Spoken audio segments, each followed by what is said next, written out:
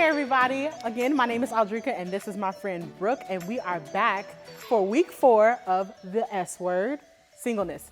So today we're actually going to jump into the practicalities of how to live your best life now. So Brooke? So I'm super excited about that because a lot of times we don't get really practical when it comes to this topic. And so we're going to go and we're just going to go ahead and just dig right in right now. Yeah. So why do you think it's so hard for us to live our best lives as single people?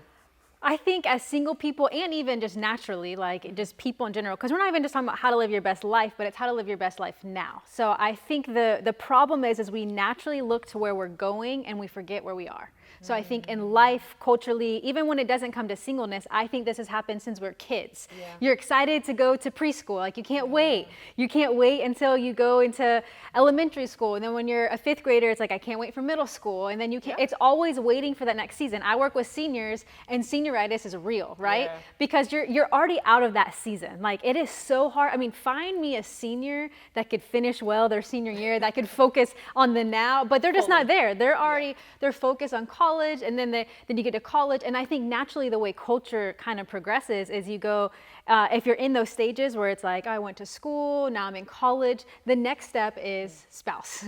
It's kind of like that natural next step that we have.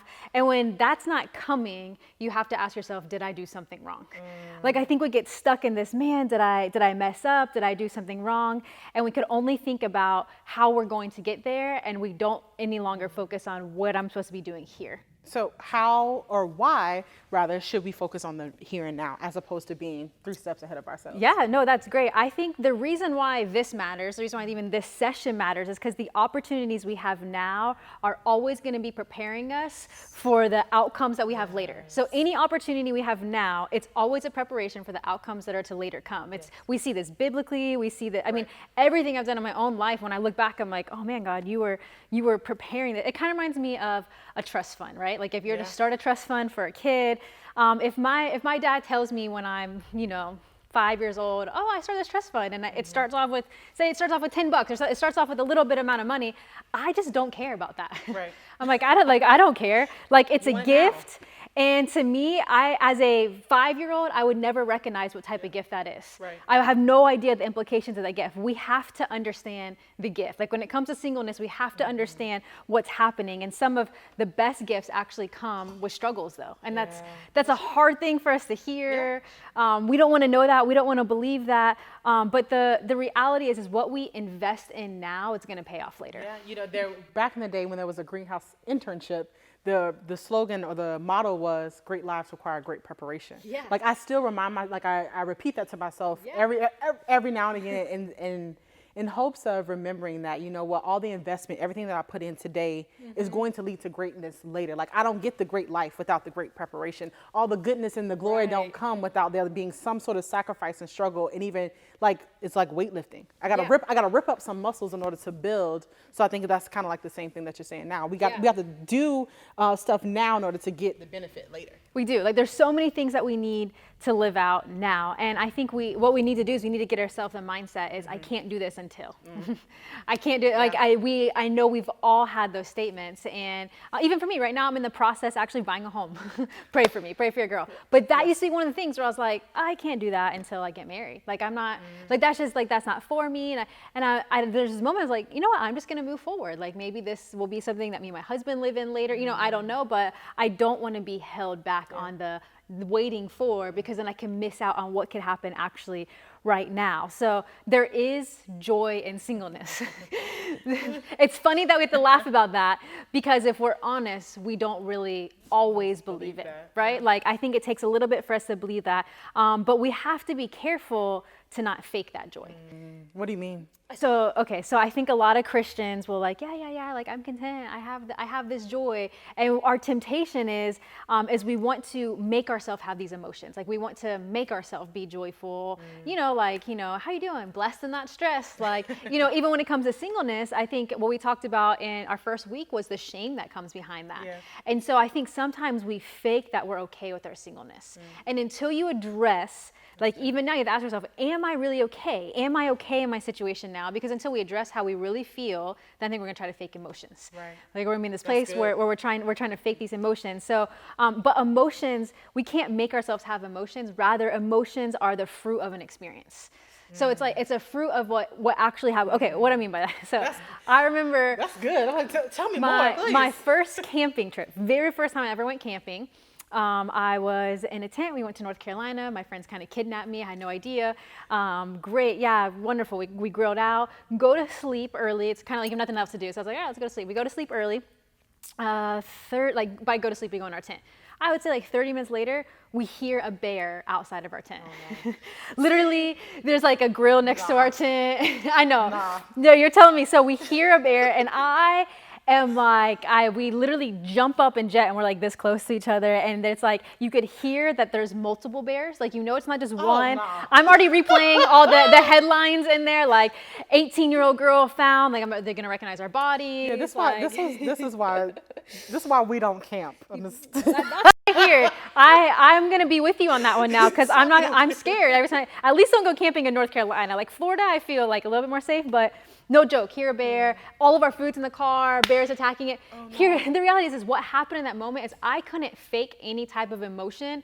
I was freaking scared. Yeah. Like, I was terrified, and there was nothing I couldn't have meditated. I couldn't have said, it's okay. Like, the experience of a bear outside my tent made me terrified. Like, it was that experience that allowed this fear to happen.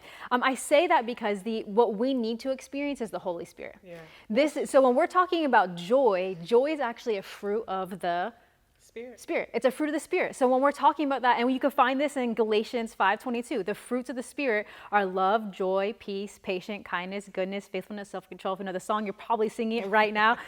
So our lack of joy in singleness may be because that the experiencing we're focusing on isn't the right experience. Like, so we have to ask ourselves, am I focusing on actually having the Spirit, or have I been focusing on like what I want, what I don't have? Yes, the lack, what I don't have. And this is why we have to get real with where we set our gaze. This is where we have to get real of what we're focusing on and what we're putting our attention on. Because even if you don't think that you watch a ton of TV or you listen to all these songs, you are buying in. You are shifting your focus in such a way that it's actually going to lead you away from being focused on what the Spirit desires. So even in Romans 8, we see this where it says, those who live according to the flesh have their mindset on what the flesh desires, but those living according to the Spirit have their mindset on the Spirit desires. There has to be this mind shift, but we have to also realize it doesn't come up with us mustering up on ourselves. Like, I think that's the biggest thing that we have to, it's nothing we can do. We can't try really hard to just not think about it, try really hard to have joy. We actually need the Spirit. And if we have the Spirit, then we're gonna be able to feel that joy, that true joy that comes from the Spirit. The Spirit, honestly, so the way you can know, Brooke, do I have the Spirit or not? Like, if we're trying to figure that out, I think the way to know is you want to judge it by the fruit of the Spirit. So the Spirit does not desire for us to ever feel as if we're lacking or without. Like, if I'm thinking about it, if I have that desire and I'm trying to line that up with what the Spirit desires, the Spirit would never want me to think that I'm lacking or that I don't have, right? The Spirit would actually want my mind believing things that Scripture says. Things that Scripture says is my God will bless me abundantly. That in all things, at all times, having all I need, aka when I'm single, that I'm going to abound in every good work. Like, every good work. Those are the thoughts of the Spirit, and that's where we need to shift our minds. So God knows timing. We could trust Him. If you've been to Kairos, what does Kairos mean? A moment with God. Yes, it's an opportune time. I totally just put it on the spot. We weren't planning that, but it's an opportune time. She used to be a youth leader. We know what it's all about to plan these. We have these Kairoses, and we always talk about, hey, what's your Kairos moment?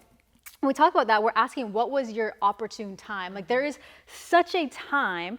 God has these, there's like Chronos time, but there's Kairos time. And Kairos time, that's an opportune time. And some gifts are supposed to be used at this opportune time. There's like a time in which these gifts, I think, are available to us. It reminds me of like if my parents were to get me a bike when I was like 5 years old, like, Brooke, ride this bike. And I was like, I don't want to ride that bike. I want to wait until I get to high school to start riding a bike. Say I get to high school and I'm like, okay, I'm ready to ride that bike. It's like, you can't anymore. Like it's for a 5-year-old. Like you don't even fit. It just doesn't even work for you anymore. Right.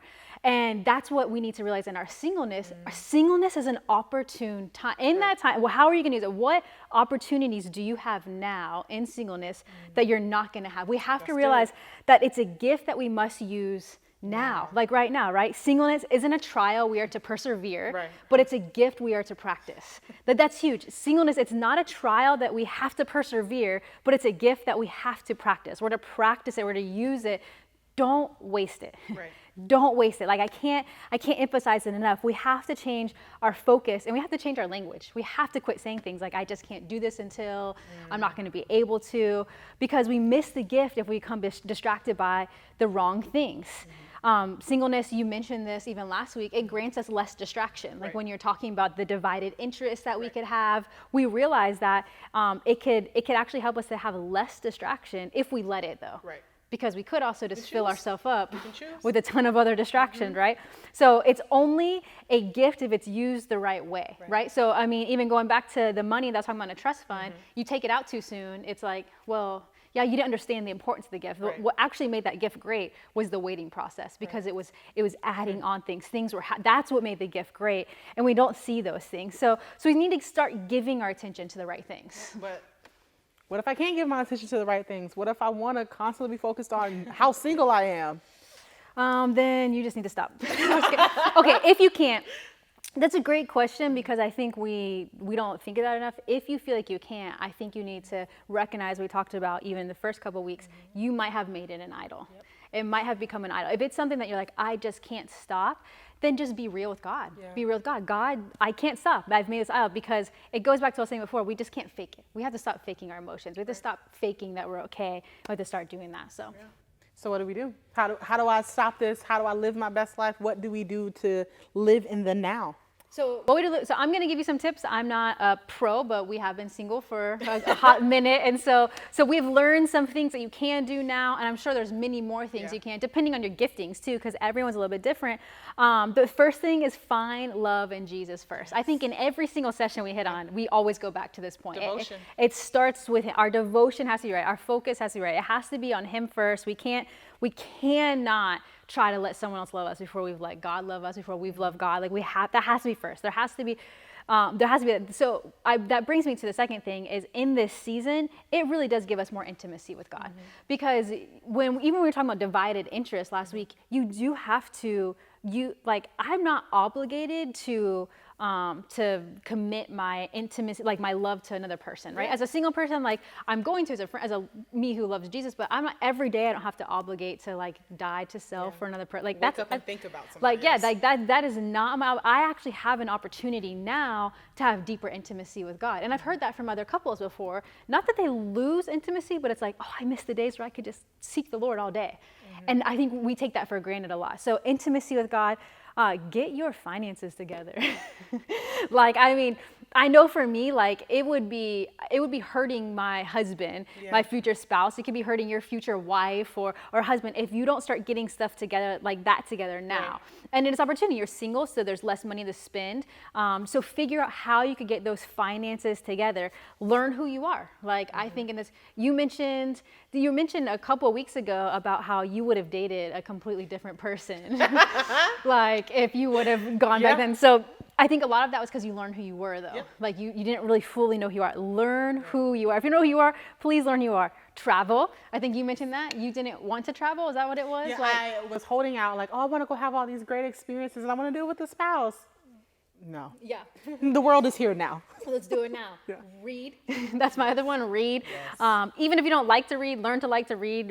Growing is important in general, but this is a time, especially if you do like to read, take advantage of it now, because it sounds crazy. Oh no, I could still do that. But these are the things that can be taken from you, the time. Risk taking. Now's the time you could take risks, because once you have a spouse or kids, even on top of that, calm down. your risk taking, it's gonna all my sevens out there, go on your adventures right now, right? You want to start taking some risks. think about what opportunities you have now. We're talking about Kairos moments. So that's where I'm thinking, like, everyone has different gifts. We're all wired in different ways. What ways can you use those gifts now that you wouldn't be able to? And I'm considering now, I'm like, oh, I really love soccer. Should I consider being an assistant coach at a school? Like, these are the things I'm trying to do, because I'm like, well, I have an opportunity now. So I'm going to pray about it and see what God wants me to do. But think about what you could do with the time now. Yeah, I would even encourage you, if you've thought about maybe getting an extra degree or going to a master's program and get your PhD. I can't hammer enough. I'm in a master's program now. I think that would be very different with having a mate, having children, having to take care of a household, whether that's male or female, regardless of gender roles or whatever, however that plays out. But my attention cannot be fully on my family, fully on school, fully on loving the Lord, fully on doing ministry. It just kind of be all over the place. So get it done while you have the chance to. Yeah, that's so true. Ministry. Yeah. Like, I mean, seriously, I mean, we've even been going through this deep series recently at our church, and it's discovering your gifts and stuff. I think a great way to do that is to jump into a lot of different ministries, figure out, like, do I like this? Like, serving different places. Like, your ministry is going to change when you get married. Absolutely. And I also even want to encourage our older crowd. So for our 40s plus, 50s, if you're still single, ministry is something that you have the opportunity to give yourself to, because there's wisdom, there's experience that us 20-somethings, 30-somethings don't have. You have the space to give so much to us. So I would even encourage you to have a deep devotion to the Lord, but also a deep devotion to making disciples in this season. If you have your finances together, you're like, check. I have all these things. I've done the bungee jumping. I've zip lined through the rainforest. I've done all these great things. I think for our older crowd, like, this is an opportunity to even maybe slow down as we progress in age and start loving on ministries and missions that you wouldn't have had time for before. Yeah. So absolutely, I think it's great. I want to affirm you. We do need you. Like, I'm happy you said that, because I think sometimes it's like, like, they don't. We 100% need that. And even all the mentors you're talking about, these are older people who are kind of giving themselves. So I love that. Relationships. This is like your friendships, other relationships you have. They just will. They're gonna change.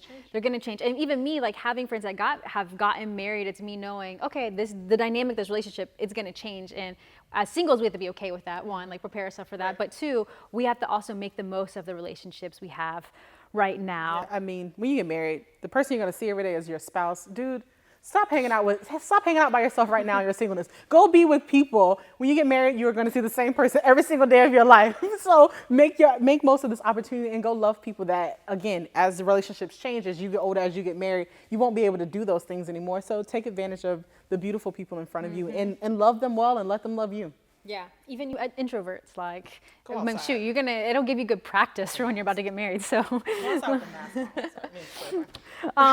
say yes. I think this is a great opportunity to where you could start saying yes to things. Like, there's so many questions that are asked of me, I'm sure of you, and right now is a season. It is a time where I can say yes, and a lot of times I say yes because I know one day I might have to say no. I can't guarantee it, but one day I might have to say no, and I want to make sure I made the best of this, because I think about that a lot. I really do. I'm like, God, please don't let me find that person. And then I go back and I think I wasted it. Like I go back, I'm like, dang it, I should have done this. And so this is to give you perspective, to help establish these things now. And I'm sure there are so many other things. I mean, just right on the spot, is there anything you could think of? I mean, you just said say yes. I'm going to go ahead and say no. Yes. So that's great. So as single people, I say no for two different reasons. One, as single people, there's that tension of, oh, well, they're single, they got all the time in the world to go do all these different things and be involved in all these ministries.